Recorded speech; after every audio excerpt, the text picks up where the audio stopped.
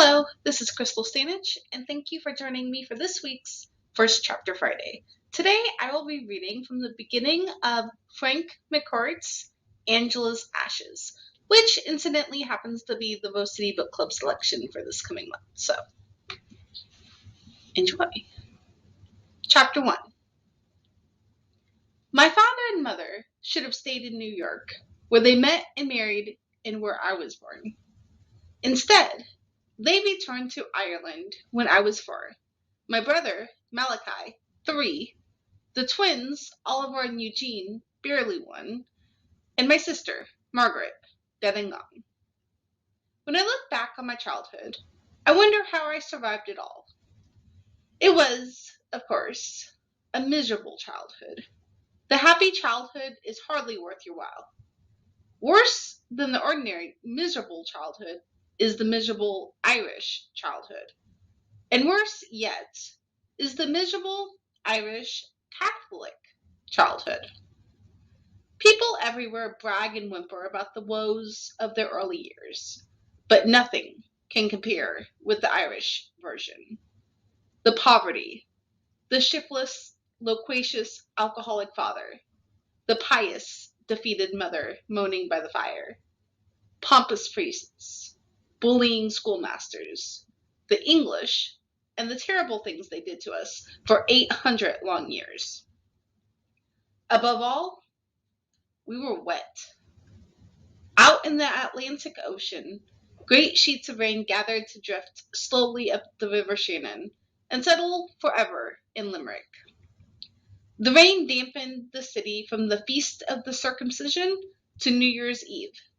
It created a cacophony of hacking coughs, bronchial rattles, asthmatic wheezes, consumptive croaks.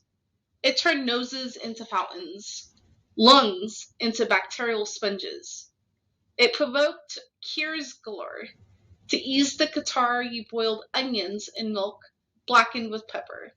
For the congested passages, you made a paste of boiled flour and nettles, wrapped it in a rag, and slapped it, sizzling, on the chest. From October to April, the walls of Limerick glistened with the damp. Clothes never dried. Tweed and woolen coats housed living things. Sometimes sprouted mysterious vegetations.